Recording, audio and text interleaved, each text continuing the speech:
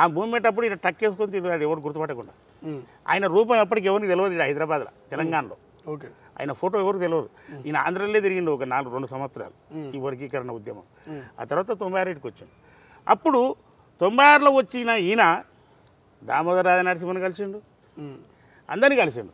కానీ మొన్ననే దామోదర రాజనరసింహను ఒక మాట అన్నాడు, మీ నాయన ఎవరో తెలియదు నాకు, నీవు ఎప్పుడు కూడా నేను నీ కులం చెప్పలే, నీవు అసలు మాదిగనో కాదో తెలియదు అంటే ఆయన అవమానపరిచిన తీరు మీ నాయన నేను అసలు చూడలేదు అని దామోదర రాజనరసింహ గారిని ఎందుకు అవమానపడుతున్నట్టే ఈ వర్గీకరణ ప్రస్తుతం చేయిస్తున్నది ఆయన్ని. ఆయనను మోత్కపల్లి నరసింహులను ఆ రోజు నక్సలైట్ల నుంచి దాడులు జరిగితే కాపాడిన వ్యక్తి ఈయననే. ఆ రోజు నిజాం కాలేజ్ గ్రౌండ్లో బహిరంగ సభ పెట్టడానికి పర్మిషన్ ఇప్పించింది ఈయననే, మోత్కపల్లి నరసింహులే. అప్పుడు తెలుగుదేశం గవర్నమెంట్. ఈయనంతా ఎంట ఉండి మోత్కపల్లి నరసింహులు అంతా ఎంపటి ఉండి ఈ 30 ఏళ్ళ ఉద్యమ కాలంలో ఆయన వెనుక ఉన్నాడు. ఆయన మొన్న కూడా ఉన్నాడు. మొన్న ఎందుకు ఈ కాంగ్రెస్ పార్టీ ఎంపీ టికెట్లు లేదని చెప్పేసి అని అన్నప్పుడు మందకృష్ణ గొంతుగా ఈ కాంగ్రెస్ పార్టీ గొంతుగా ఈయన మాట్లాడాడు ఎవరు మోత్కపల్లి.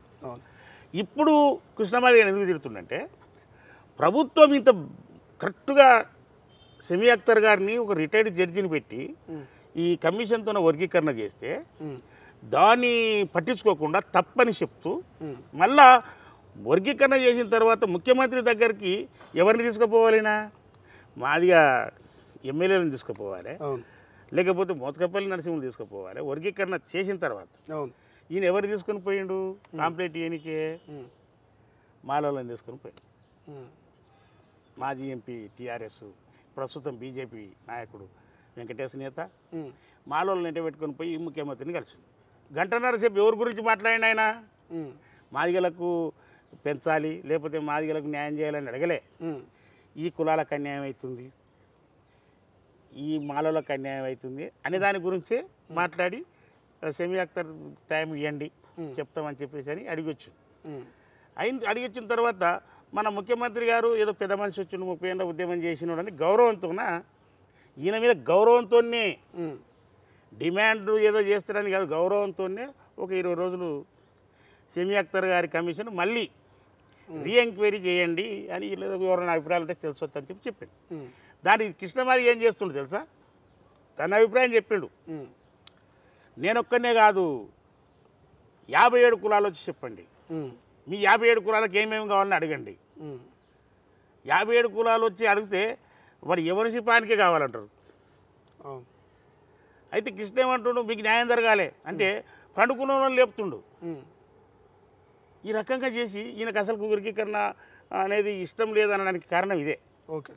అంటే ముఖ్యమంత్రి గారు చేసిండ్రు, నీవేదో చెప్పినావు, ఈరోజు 57 కులాలను లేపి దాని ఇంకా 4 రోజులు కూడా గ్యాప్ అయ్యేటట్టుగా చేసి అంటే మందకృష్ణ మాదిగకు ఈ వర్గీకరణను ఇంకా పొడిగిస్తే వచ్చే లాభం ఏంది?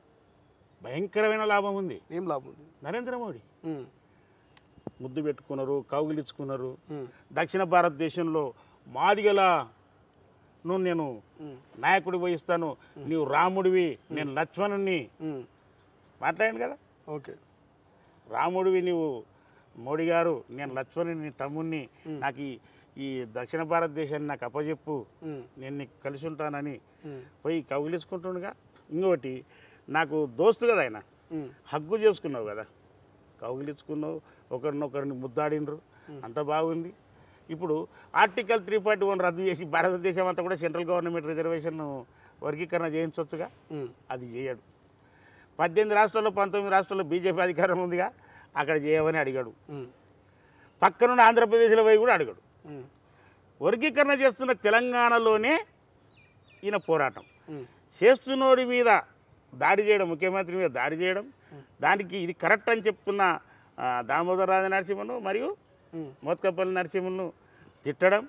ఇంకోటి వీళ్ళకి ఇక్కడ వీళ్ళు చేయొద్దు వర్గీకరణ, అసలు వర్గీకరణ వద్దని అన్న వాళ్ళు ముఖ్యమంత్రిని కలవలే. వర్గీకరణ చేసిన తర్వాత వద్దన్న వాళ్ళు పోయి కలవాలి కదా, సార్ ఎందుకు సార్ ఇది చేసిరని. కానీ వాళ్ళు పోలే, వాళ్ళు సైలెంట్గా ఉన్నారు. ఏదో పోయి అయింది కదా, మన వాట మనకేదో వచ్చిందని అనుకోరు. కానీ ఇన్ని రోజులు కావాలన్నాడు, ఇప్పుడు వద్దని ముఖ్యమంత్రిని అడుగుతూ ఒక మాట చెప్తుండు, బ్లాక్మెయిల్. ముఖ్యమంత్రి కూడా బ్లాక్మెయిల్. ఎస్, ముఖ్యమంత్రి మీద సవాల్ చేస్తున్నా ఆయన.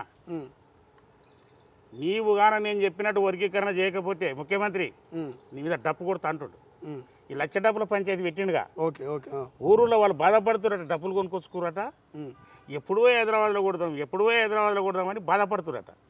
మన ప్రెస్ మీట్ పెట్టి చెప్తున్నాను, నేను చెప్పినట్టు వర్గీకరణ చేయాలి. షమీ అఖ్తర్ను కూడా బెదిరిస్తున్నాయి, కమిషన్ కూడా బెదిరిస్తుండు. అంటే ఎట్లా ఈ డప్పుతో బెదిరింపు, డప్పుతో బ్లాక్మెయిల్ అంటే ఎట్లా ఎట్లా? డప్పుతో బ్లాక్మెయిల్ అంటే డప్పులు తీసుకుని వచ్చి కొట్టడం.